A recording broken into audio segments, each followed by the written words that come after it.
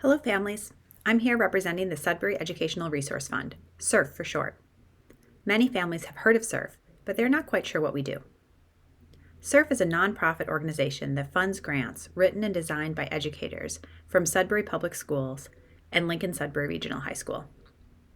SERF funds educational grants that the district's operational budgets don't allow for at all 6 of our elementary, middle, and high schools.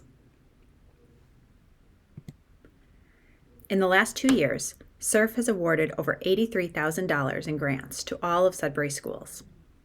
SERF funded COVID-19 distance learning supports, including Chromebooks for paraprofessionals, hardware for 12 remote learning studios, and online subscriptions from Seesaw for our kindergarten and first graders, to Gizmo's interactive science simulations for LS, and many more. SERF continues to fund other innovative ideas, such as the LS Campus Composting Pilot run by the Environmental Club, new musical instruments for Curtis, and DIY kites to bring science home to elementary students.